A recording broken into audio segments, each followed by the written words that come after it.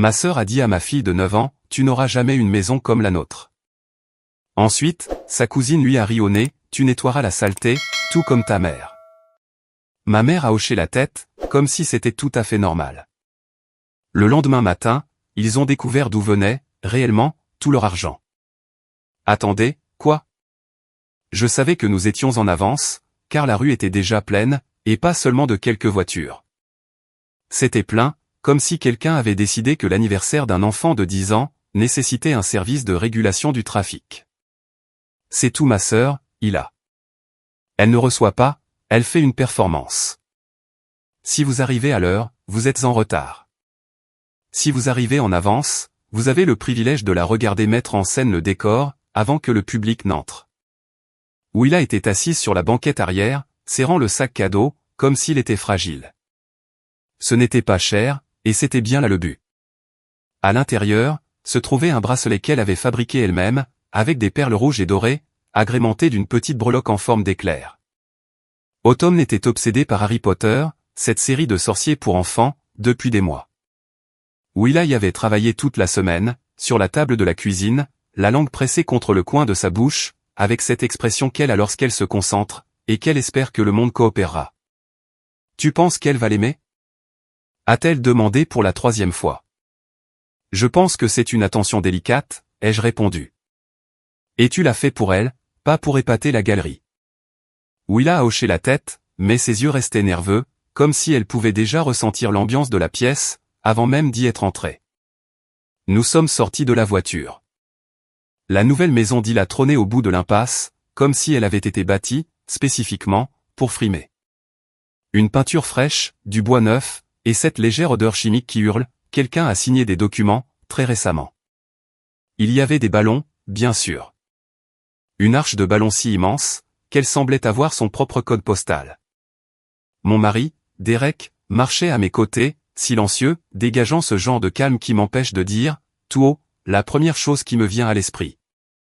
Hila a jeté un coup d'œil aux décorations et a chuchoté, tout ça, c'est juste pour Autumn.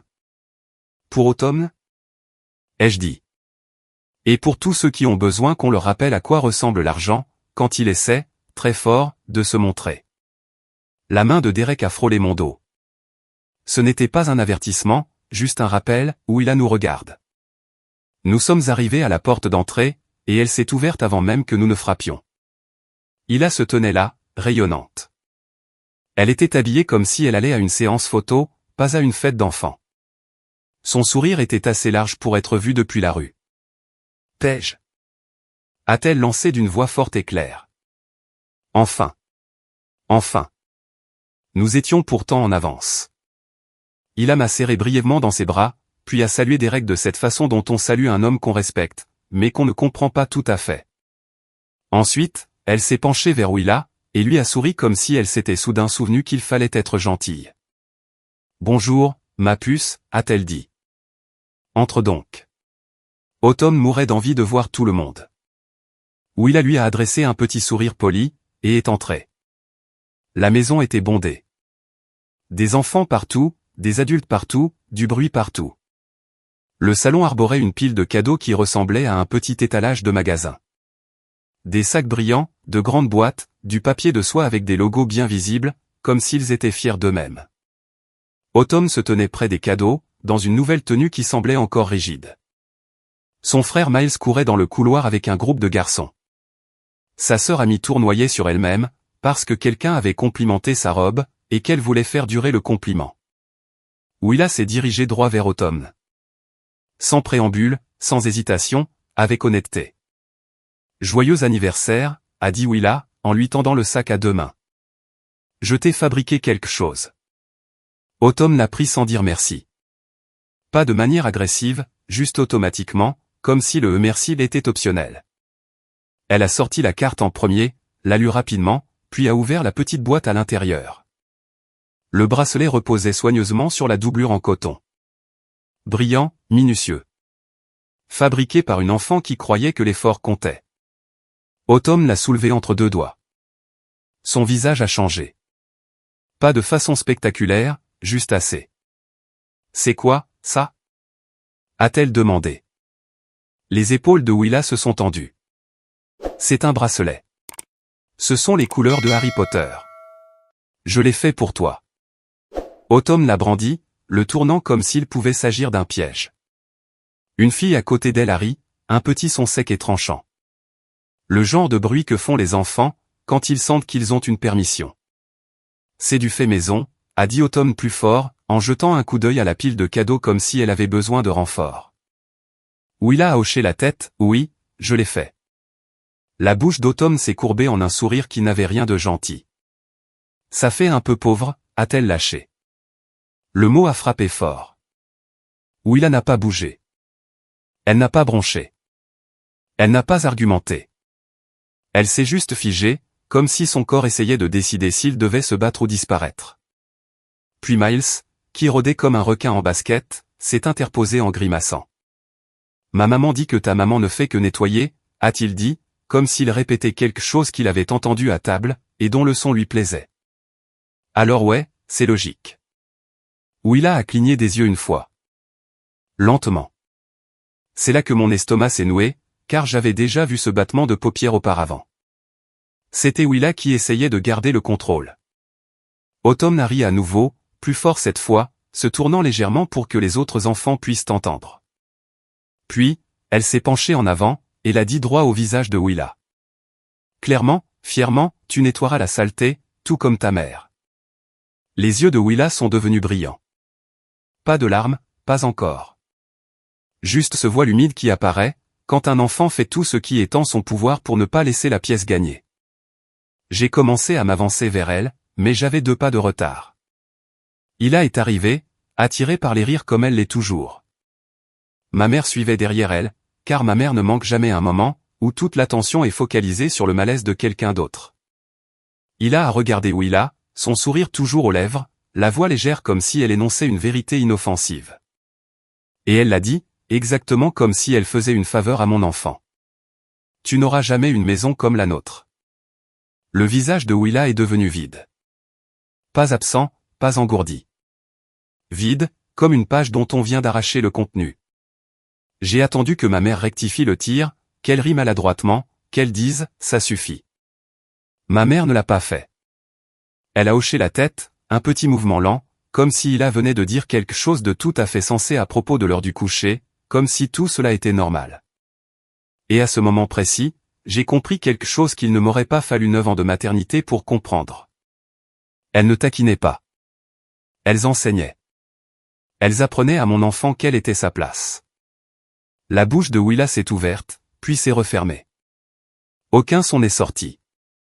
Elle n'a pas pleuré, ce qui aurait été plus facile pour Elsa à ignorer. Elle est restée là, serrant ses mains si fort que ses articulations en étaient devenues pâles. Derek est apparu à mes côtés, silencieux, la mâchoire contractée. Je ne l'ai pas regardé, car si je le faisais, j'allais perdre le mince contrôle que je maintenais pour Willa. Je me suis accroupi à la hauteur de ma fille. Et, ai-je dit doucement pour qu'elle seule puisse m'entendre. Tu veux rentrer à la maison. Willa a hoché la tête immédiatement, trop vite, comme si elle attendait la permission de partir depuis que le bracelet était sorti de sa boîte. Je me suis relevé. On s'en va, ai-je déclaré. Le sourire d'Hila a vacillé pendant une demi-seconde, puis s'est remis en place. Paige, a-t-elle dit, en riant légèrement, comme si je faisais un mélodrame devant les invités. C'était une blague. Ma mère a fait un geste de la main. Ne sois pas si sensible. C'est la vérité. La vérité, un autre mot de ma famille pour dire cruauté. Willa a glissé sa petite main dans la mienne. Derek s'est rapproché d'elle, de l'autre côté. Nous sommes sortis. Derrière nous, le bruit de la fête continuait. Des cris d'enfants, des discussions d'adultes. Le rire d'Hila s'élevant au-dessus de tout, déterminé à garder l'atmosphère intacte. Dans la voiture, où Hila fixait ses genoux. Après une minute, elle a chuchoté, je pensais qu'elle l'aimerait. J'ai gardé les yeux fixés sur la route. Je sais. Willa a dégluti avec peine. Est-ce que c'est mal, que ce soit fait maison? Non, ai-je dit. Ce qui est mal, c'est qu'elles agissent comme si l'argent décidait si l'on mérite d'être traité avec gentillesse.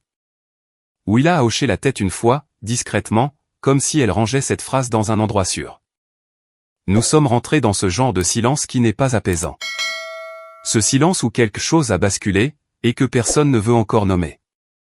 Une fois à l'intérieur, Willa est allée dans sa chambre sans qu'on le lui demande. Derek l'a suivie pour s'assurer qu'elle allait bien. Je suis allé dans la cuisine. Je n'ai pas fait les 100 pas. Je n'ai appelé personne.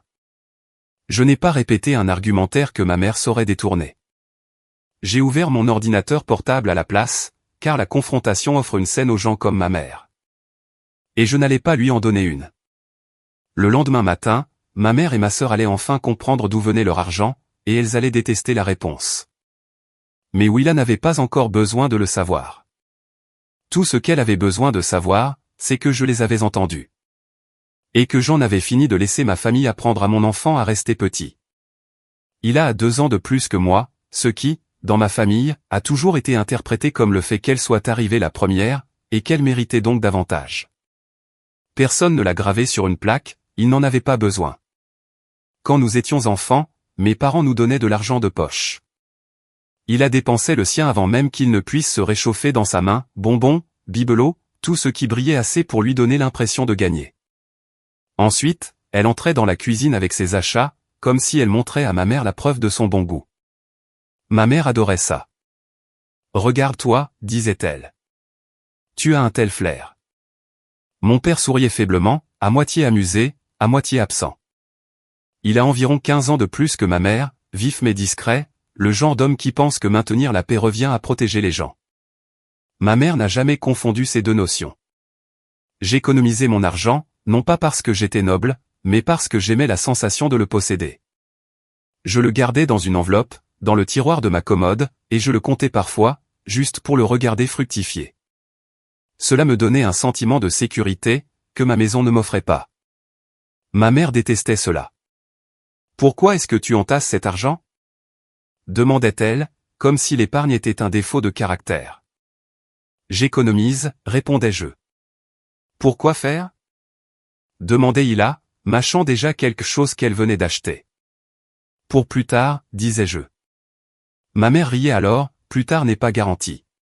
Profite de la vie. Ensuite, il a demandé encore de l'argent. Et, curieusement, il y en avait toujours. J'ai tout dépensé, disait Ila. Ma mère soupirait, avec un air dramatique et fier, et lui tendait un autre billet. Quand j'en demandais à mon tour, ma mère me fixait. Tu as encore de l'argent, non? Oui, disais-je. Parce que je ne l'ai pas dépensé. Exactement, concluait-elle. Alors pourquoi aurais-tu besoin de plus? C'était la règle chez moi. La dépense était récompensée. L'épargne était traitée comme de l'entêtement. Ila a grandi comme si elle était toujours sur le point d'être photographiée. De nouvelles tenues, de nouvelles chaussures, toujours sociale, toujours entourée. J'ai grandi de manière pragmatique. Devoir, petit boulot, passe-temps calme. Le genre de vie qui ne rend pas bien en photo, mais qui paie les factures. Ma famille ne trouvait pas cela charmant. Tu es tellement sérieuse, disait ma mère. Détends-toi un peu. Ila levait les yeux au ciel, elle est ennuyeuse. Parfois, mon père essayait doucement, laissez-la tranquille. Ma mère parlait par-dessus lui, comme si ses mots étaient un bruit de fond. Paige doit apprendre, disait-elle. La vie, c'est les gens. Paige pense que la vie, c'est les chiffres. Elle n'avait pas tort sur les chiffres. Les chiffres étaient la seule chose, dans ma maison, qui ne changeait pas quand ma mère décidait de modifier l'histoire. Ila s'est mariée la première. Elle a épousé Mitchell, qui paraissait impressionnant, de la manière dont les hommes le sont quand ils savent parler. Une belle voiture, de grands projets, un sourire confiant qui pousse les gens à supposer que la banque est d'accord avec lui. Ma mère l'a adoré immédiatement, ce qui devrait tout vous dire. Ila et Mitchell ont eu 3 enfants, Miles, Autumn et Amy. Leur vie était bruyante. Leur maison était toujours décorée. Leurs vacances étaient toujours publiées sur les réseaux. Leurs nouveaux achats étaient toujours expliqués, comme si nous attendions tous l'annonce officielle. Ma mère était aux anges. Cela correspondait à sa vision du monde. Ça, c'est de la réussite, disait-elle, fixant les photos d'Ila comme si c'était la preuve qu'elle avait réussi son rôle de parent. Ensuite, j'ai épousé Derek. Derek ne vient pas d'un milieu fortuné. Il vient du monde du travail. Il répare les choses avant qu'elles ne cassent. Il garde une lampe torche dans la voiture. Il vérifie les rapports météo avant de conduire. C'est le genre d'homme qui n'impressionne pas les gens qui confondent le chaos avec la personnalité. La critique de ma mère à son sujet tenait en une phrase, « Il est gentil ». C'était tout. Derek et moi avons lancé une entreprise ensemble, spécialisée dans la gestion et l'entretien de propriétés. En clair, nous nous occupons de location. Nous maintenons les lieux en bon état. Nous réparons ce qui casse, nous nettoyons ce qui reste après les départs, et nous nous assurons que la personne suivante puisse entrer sans avoir envie de vomir. Ma famille appelait cela faire le ménage. « Comment ça va, ton petit truc de nettoyage ?» demandait Hila, avec un sourire qui se voulait encourageant. « Ça suit son cours », répondais-je. Ma mère faisait un geste de la main, comme pour enlever une peluche de sa manche, ce n'est pas du vrai argent. Nous n'argumentions pas. Nous continuions simplement à travailler. Discrètement, c'est devenu du vrai argent. Le genre dont on ne se vante pas sur Internet, le genre qu'on utilise. Et puis Willa est arrivée. Willa était un bébé calme, pas fragile, juste observatrice. Elle regardait les visages. Elle écoutait avant de parler. Même toute petite, elle avait cette façon prudente de se déplacer dans les pièces, comme si elle ne voulait rien renverser. La première fois que ma mère l'a prise dans ses bras, elle n'a pas dit « Elle est magnifique ». Elle a dit « Elle est si silencieuse ». Est-ce qu'elle va bien?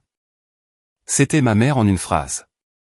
Si vous ne faites pas de performance, elle suppose que quelque chose ne va pas chez vous. Willa est devenue le genre d'enfant qui dit merci sans qu'on le lui demande. Le genre qui garde ses bonbons pour plus tard, et fabrique des cartes d'anniversaire à la main parce qu'elle pense que cela compte. Et chaque fois que nous étions en famille, j'observais Willa apprendre leurs règles à la dure. Ma mère s'illuminait pour les enfants d'Hila. De grands câlins, des éloges bruyants, des photos. Regardez-moi ça. Comme s'ils avaient guéri une maladie. Willa avait droit à la version polie, la petite tape rapide, le beau, comme c'est mignon, comme si elle était un joli détail d'arrière-plan. Willa le remarquait, pas de façon théâtrale, mais silencieusement. Cette façon qu'elle avait de se figer quand la pièce devenait bruyante, cette façon d'arrêter de raconter une histoire en plein milieu parce que personne n'écoutait. Je me disais que ce n'était pas du favoritisme. Je me disais que j'imaginais des choses. Je me disais que Willa s'en moquait. Les mères se racontent beaucoup de choses, quand l'alternative est d'admettre que leur enfant est jugé insuffisant, par les personnes même qui devraient l'aimer. Ensuite, la mobilité de mon père a commencé à décliner. Rien de spectaculaire, pas une crise soudaine, juste ce glissement lent où les escaliers deviennent des négociations, et où la marche devient prudente. Ma mère a fait ce qu'elle fait toujours quand quelque chose doit être géré, elle a organisé une collecte. Elle a créé un fonds à l'église avec un nom plein d'espoir, le fonds Pas et Force. La description était propre et encourageante, le genre qui pousse les gens à cliquer sur donner et à se sentir bien. C'était censé couvrir les extras que l'assurance ne prend pas en charge, de meilleures séances, plus de rendez-vous, ces choses qui facilitent la vie mais qu'on a tendance à zapper quand on se dit qu'on le fera plus tard. Je pouvais aider. Alors, je l'ai fait. Pas en une seule grosse somme. Cela serait devenu une histoire. Je l'ai construit comme je construis tout, discrètement, méthodiquement, sans demander la permission. 26 profils de donateurs récurrents, avec des noms différents, des comptes différents, de petites sommes qui donnaient l'impression d'un effort communautaire. Au total, environ 2800 € par mois. Et en plus de cela, j'envoyais à mes parents un soutien visible, 200, parfois 300 € pour les factures, les courses, les choses ordinaires. Willa ne connaissait pas les chiffres. Elle n'en avait pas besoin. Elle savait juste que grand-père avait du mal à marcher, et elle demandait, est-ce qu'il a mal aujourd'hui? Je répondais, il fait de son mieux. Derek n'aimait pas trop tout ça. Un soir, après que Willa se soit endormie avec les cheveux encore humides de son bain, il s'est assis en face de moi et a dit, Paige, tu sais qu'il ne te traite pas comme un membre de la famille. Ce sont mes parents, ai-je dit, parce que c'est une phrase contre laquelle il est difficile de lutter quand elle est ancrée dans vos os. La voix de Derek est restée calme. C'est son don. Je ne dis pas de ne pas les aimer, a-t-il dit. Je dis de ne pas apprendre à Willa que l'amour signifie avaler le manque de respect. Je n'ai pas répondu, car il avait raison d'une manière que je ne voulais pas encore admettre. Puis vint la fête d'automne. Le bracelet, le rire, les mots jetés à mon enfant. Et quelque chose en moi est devenu net et définitif, comme un verrou qui se ferme. Je pourrais être une fille plus tard. Je devais être la mère de Willa d'abord. Ce soir-là, après que Willa soit allée se coucher, je me suis assise à ma table de cuisine et j'ai ouvert mon ordinateur. Derek était assis en face de moi, silencieux, présent. Willa avait demandé un verre d'eau supplémentaire avant de dormir, non pas parce qu'elle avait soif, mais parce qu'elle ne voulait pas que la journée se termine. Parce que dormir signifie qu'il faut se réveiller et se souvenir. Je détestais ça. Je me suis connecté au portail des dons. Le fond pas et force me fixait, avec une photo de mon père souriant d'une manière qui semblait forcée. Ma mère l'avait choisi, bien sûr. Une photo souriante incite les gens à donner plus. J'ai parcouru les dons récurrents. 26 petits profils. 26 petits mensonges que j'avais bâtis pour protéger ma famille, de ma propre famille. Je les ai annulés, un par un. Cela a pris plus de temps que prévu, non pas parce que c'était difficile, mais parce que le portail me demandait sans cesse si j'étais sûr. Oui, j'étais sûr. Ensuite, j'ai annulé l'ordre de virement permanent vers mes parents, actuellement de 245 € par mois. Le genre de petite aide dont ils faisaient semblant de ne pas avoir besoin. Quand j'eus terminé, j'ai fermé l'ordinateur et je suis restée assise. Derek a tendu la main vers moi. « Ça va ?» a-t-il demandé. « Non, ai-je dit. Mais je suis résolu. » Le lendemain matin s'est déroulé calmement. Trop calmement. L'après-midi, mon téléphone a sonné. Il a. J'ai fixé son nom une seconde, puis j'ai répondu. « Qu'est-ce que tu as fait ?» La voix d'Ila était perçante, haletante. En arrière-plan, j'entendais ma mère parler fort, de cette façon qu'elle a quand elle essaie de contrôler une situation par le volume sonore. « Je ne vois pas de quoi tu parles, ai-je dit, car j'avais besoin qu'elle le dise elle-même. Tous les donateurs ont annulé. » A hurlé Ila. Tous en même temps. La voix de ma mère s'est intercalée, étouffée mais assez claire, ce n'est pas normal. Quelqu'un a fait quelque chose. Ila semblait frénétique maintenant, 26 annulations en 1 heure. Ils sont partis. Paige, est-ce que tu nous as calomniés? Qu'est-ce que tu as fait? Je me suis adossé à ma chaise. Le mot calomnier avait un goût familier. La stratégie préférée de ma mère, si quelque chose va mal, c'est parce que quelqu'un l'attaque. Non, ai-je dit. Je ne vous ai pas calomnié. Alors pourquoi se sont-ils tous arrêtés? A exigé Ila. Nous avons besoin de cet argent. Nous. Pas papa, pas sa thérapie, pas ses soins. Nous. Mon estomac s'est noué. J'ai gardé une voix calme. Ce n'était pas 26 personnes. Il y a eu un silence. Un court silence. Quoi? A dit Ila. C'était moi, ai-je dit. Les 26 profils. Silence total. Puis Ila a ri une fois, un rire sec et incrédule. Ce n'est pas drôle. Je ne plaisante pas, ai-je dit. Je les ai créés. J'ai payé chaque mois. Je les ai annulés. La voix de ma mère est revenue plus forte, Paige, arrête de mentir. Je ne mens pas, ai-je répondu. J'ai fini. Le ton d'Ila a changé rapidement, où aurais-tu pu trouver une telle somme? J'ai failli rire, car la réponse était simple, et c'était aussi la réponse qu'elle refusait de voir. J'ai une entreprise prospère, ai-je dit. Je ne fais simplement pas de performance pour vous. Ma mère a fait un bruit comme si elle avait mordu dans quelque chose d'acide. C'est à cause d'hier, a dit Ila, et sa voix était maintenant mielleuse. Paige, c'était une blague. Ma mère a renchéri, tu réagis trop fort. Willa doit se forger une carapace. J'ai senti un froid envahir ma poitrine. J'ai gardé une voix égale. Vous avez dit à mon enfant qu'elle n'aurait jamais une maison comme la vôtre. C'est la vérité, a répliqué ma mère. Et quand Tom l'a regardé en face pour lui dire tu nettoieras la saleté comme ta mère, personne ne l'a arrêté, ai-je continué. Vous avez ri. Vous avez hoché la tête. Vous lui avez appris que c'était normal. Hila a ricané, elle l'a mal pris. Elle a 9 ans, ai-je dit. Un silence. Puis la voix d'Hila s'est durcie. Tu dois tout remettre en marche. Non, ai-je dit. La voix de ma mère est devenue tranchante comme une lame. Est-ce que tu sais ce que tu fais à ton père? J'ai attendu, car c'était le moment dont j'avais besoin. Dis-moi, ai-je dit. Qu'est-ce que je lui fais? Hila a inspiré brusquement. Nous ne pouvons pas nous permettre ça. Encore ce mot, nous.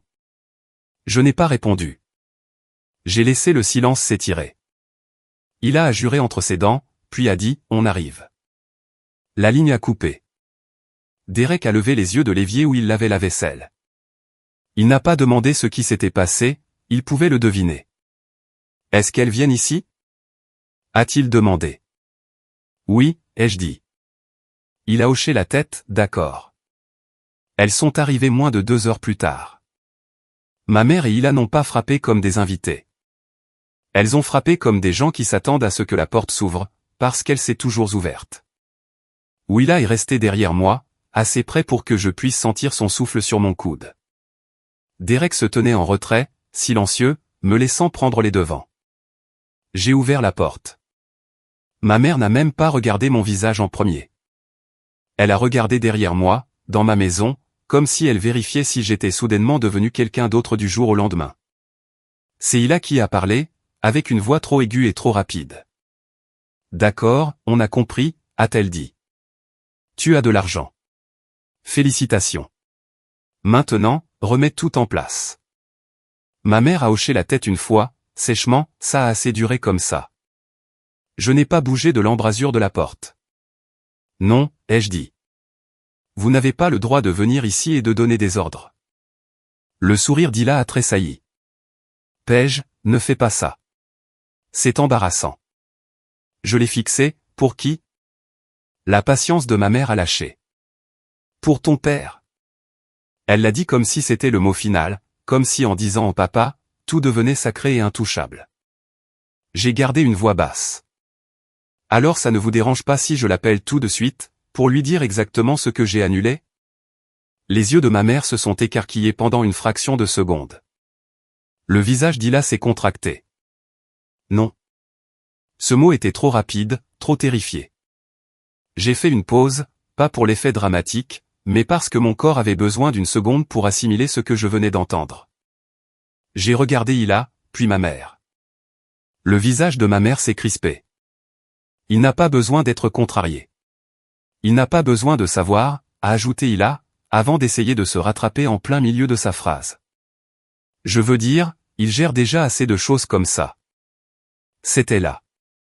C'était la gaffe. Pas un chiffre, pas un détail, mais l'instinct. Garder papa en dehors de tout ça. J'ai senti un froid s'installer derrière mes côtes. J'ai dit très calmement, pourquoi serait-il contrarié, si cet argent était pour lui? Aucune d'elles n'a répondu. La bouche de ma mère s'est ouverte, puis s'est refermée. Hila a dégluti, les yeux fuyant vers l'allée comme si elle calculait les sorties possibles. Les doigts de Hila se sont crispés sur ma manche. Je n'ai pas élevé la voix. Je ne me suis pas répété. Je suis juste resté là, et j'ai laissé le silence faire son œuvre, quand il n'y a plus nulle part où se cacher. Ma mère a fini par parler, d'un ton sec et plein de ressentiment, tu rends toujours tout dramatique. J'ai hoché la tête une fois. Non, je rends les choses claires. Puis, j'ai prononcé la phrase qui a changé l'atmosphère sous mon propre porche. Dites-moi la vérité sur la destination de cet argent. Ma mère a fixé le sol. Hila a fixé le mur. Et dans le silence qui nous entourait, j'ai eu ma réponse sans une seule confession. J'avais besoin de l'entendre de la bouche de la seule personne qui comptait, mon père. J'ai attendu 2 jours. Pas par hésitation, mais parce que j'avais besoin d'un moment pour réfléchir, pour respirer, pour prévoir ce que j'allais dire sans transformer cela en un conflit irréparable. Mon père allait à la physiothérapie 1 fois par semaine. Il n'aimait pas ça. Il aimait ça de la façon dont on aime les légumes, il savait que c'était bon pour lui, mais il détestait le fait que son corps en ait besoin. Je suis arrivé à la clinique 15 minutes en avance. La salle d'attente sentait l'antiseptique et les vieux magazines. Une télévision diffusait une émission matinale, avec un volume trop bas pour être audible. Mon père était assis sur une chaise contre le mur, les mains croisées sur sa canne. Il semblait plus petit que dans mes souvenirs. Pas faible, juste plus vieux. Il a souri en me voyant. « Pej » a-t-il dit, surpris. « Qu'est-ce que tu fais ici ?»« Je voulais te voir » ai-je répondu. « Tu as une minute ?» Il a hoché la tête, bien sûr. Nous sommes sortis de la salle d'attente. Il y avait un petit banc près de l'entrée. Mon père s'est assis avec précaution, comme si ses genoux négociaient avec la gravité. Je me suis assise à côté de lui. Pendant un moment, je n'ai pas parlé, car je ne voulais pas commencer par des accusations. « Comment se passe la thérapie ?» ai-je demandé. Il a haussé les épaules. « Ça va. C'est le programme de base. L'assurance couvre la majeure partie. » « Est-ce que tu fais les séances supplémentaires ?» ai-je demandé. « Celles pour lesquelles le fonds était prévu ?» Il a cligné des yeux. « Des séances supplémentaires ?» Ma gorge s'est serrée. « Celles qui ne sont pas couvertes par l'assurance ?» ai-je dit, en gardant une voix stable. « Le meilleur programme ?» Il a secoué la tête lentement. « Non, trop cher. Ta mère a dit que nous ne pouvions pas nous le permettre. » Je l'ai fixé. « Combien pensais-tu que le fonds rapportait ?» ai-je demandé doucement. Il semblait mal à l'aise. « Oh, pas grand-chose. Un peu. Peut-être 100, 200 euros par-ci, par-là. »« Et tu as vu cet argent ?» ai-je demandé. Il a froncé les sourcils. « Ta mère s'en occupait. Elle disait que ça aidait pour les petites choses. » Les petites choses. J'ai pris une inspiration. « Papa, ai-je dit, j'ai besoin que tu m'écoutes sans m'interrompre. » Il a hoché la tête, méfiant désormais. « C'est moi qui faisais des dons à ce fonds, ai-je déclaré. Chaque mois. » Son expression s'est adoucie. « Pej, tu n'étais pas obligé. »« Je sais, ai-je dit. Mais j'ai besoin que tu comprennes combien. » Il a cligné des yeux. « Combien ?» J'ai sorti mon téléphone. Mes mains étaient stables, mais pas mon estomac. J'ai créé 26 profils de donateurs, ai-je dit. Des noms différents, des comptes différents. Il m'a regardé, interdit. Je l'ai fait pour que personne ne sache que c'était moi, ai-je continué. Au total, c'était environ 2800 euros par mois. Mon père n'a pas parlé. Sa bouche s'est entr'ouverte, puis s'est refermée. Ce n'est pas possible, a-t-il fini par dire, d'une voix ténue par l'incrédulité. Pej, si, ça l'est, ai-je répondu. Et je peux te le prouver. J'ai fait défiler l'écran et je le lui ai tendu. 26 profils, des paiements récurrents, des dates, des totaux. Ses yeux ont suivi la liste lentement, comme si son cerveau essayait de rattraper une réalité que son cœur ne voulait pas accepter. Son visage a changé, le sang s'est retiré, puis est revenu par plaques. « Pourquoi est-ce que tu, a-t-il commencé. Puis sa voix s'est brisée. « Pourquoi as-tu fait ça ?»« Parce que tu avais besoin d'aide, ai-je dit. Et parce que je le pouvais. Et parce que je ne voulais pas que maman en fasse une histoire sur son propre sacrifice. » Il a de nouveau fixé l'écran. Puis il m'a regardé. « Je n'ai jamais reçu ça, a-t-il dit, et les mots sont sortis pesamment. Pej, je n'ai jamais reçu ça. Je sais, ai-je dit doucement. C'est pour ça que je suis là. Il a baissé les yeux vers ses mains. Elles tremblaient légèrement. Je pensais, a-t-il dit avant de déglutir. Je pensais que les gens étaient juste généreux. Ils l'étaient, ai-je dit. C'était moi. Il a fermé les yeux pendant un long moment. Quand il les a rouverts, ils étaient humides. J'aurais pu suivre le meilleur programme, a-t-il chuchoté. J'aurais pu mieux marcher. J'ai ressenti un serrement derrière mes côtes que je n'ai pas laissé se transformer en larmes. Pas ici. Pas sur le parking d'une clinique. Je suis désolé, ai-je dit, même si ce n'était pas moi la coupable. Il a secoué la tête. Non, non, pas toi. Sa mâchoire s'est contractée. Ta mère, a-t-il dit, et ce n'était pas exactement de la colère. C'était de la stupéfaction, comme un homme qui voit sa propre vie clairement pour la première fois. Il a tourné la tête vers la porte de la clinique, comme s'il s'attendait à la voir apparaître là, souriante, portant son éternel récit. Elle ne me l'a jamais dit. Il a dit, elle ne m'a jamais. Je n'ai pas complété sa phrase, car la vérité était trop laide. Ce soir-là, ma mère m'a appelé.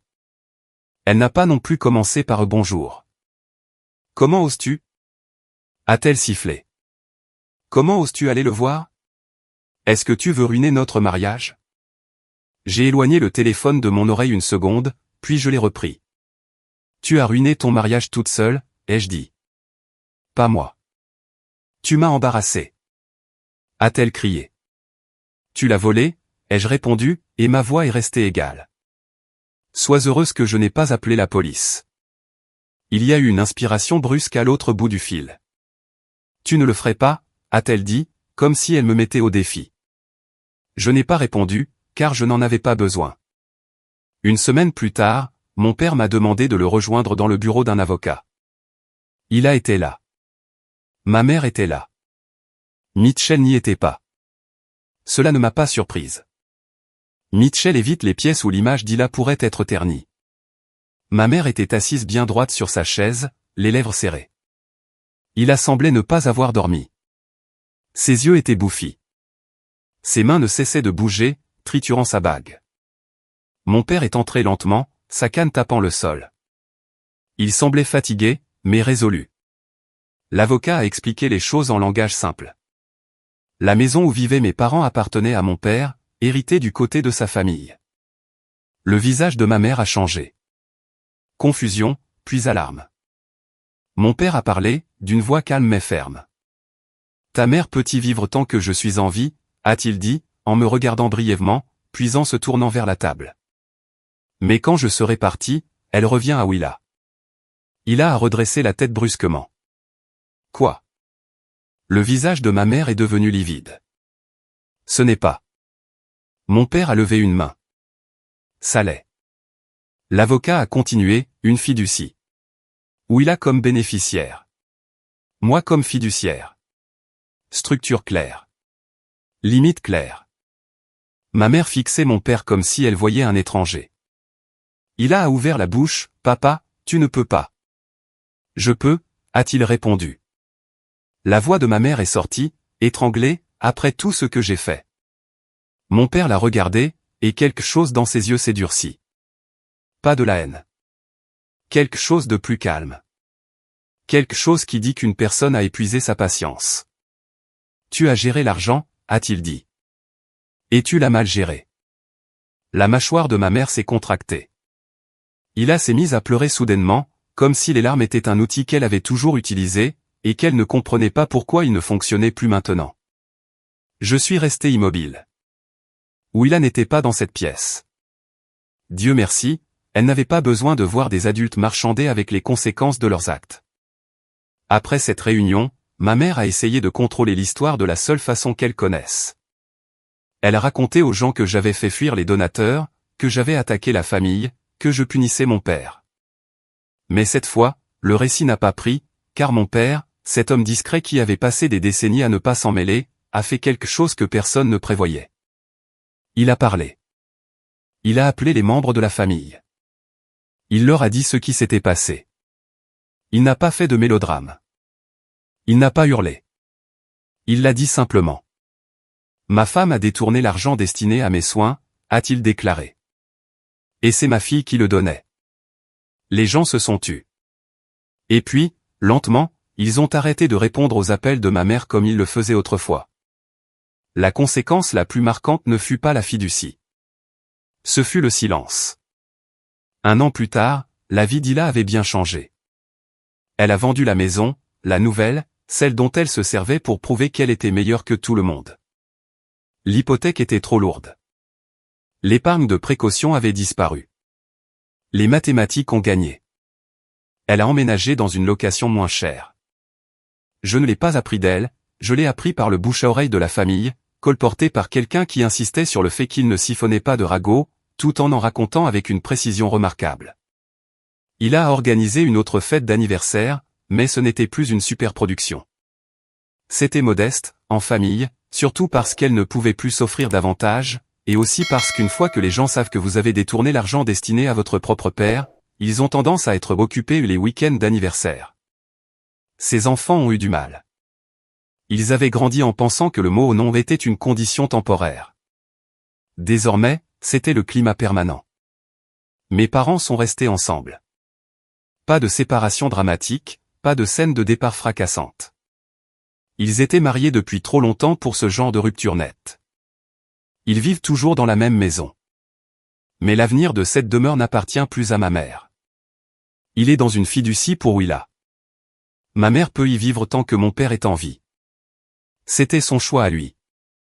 Il ne voulait pas faire exploser sa vie à son âge. Mais quand il ne sera plus là, elle n'héritera pas de la maison qu'elle a toujours traitée comme une preuve de sa vertu. Ma relation avec ma mère est proche de zéro. Nous nous parlons quand nous le devons, brièvement, prudemment, comme des gens manipulant un objet tranchant. Ma relation avec Ila est encore moindre. Pas par goût du drame, mais parce que j'en ai fini de me porter volontaire pour souffrir. Ma relation avec mon père, elle, a changé. Il a commencé à dépenser de l'argent pour lui-même, sans s'en excuser.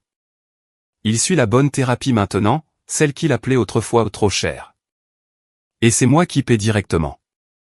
Pas de portail, pas d'intermédiaire, pas de nom de fonds joyeux.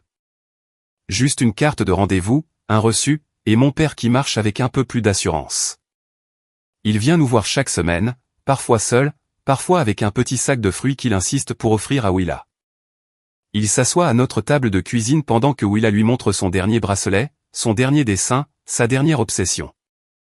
Il écoute comme si cela avait de l'importance. Il est un meilleur grand-père maintenant. Et, discrètement, il essaie d'être un meilleur père. Une fois, alors qu'il se tenait à la porte en mettant son manteau, il a dit « J'aurais dû parler plus tôt ». Je n'ai pas répondu tout de suite, car cette phrase est lourde de sens. Puis j'ai dit « Je sais ». Et il a hoché la tête, les yeux humides, et il est parti sans en faire un plat. Parfois, c'est ainsi que la réparation commence.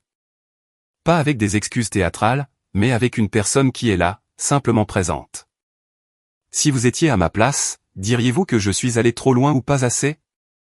Dites-le moi dans les commentaires et abonnez-vous pour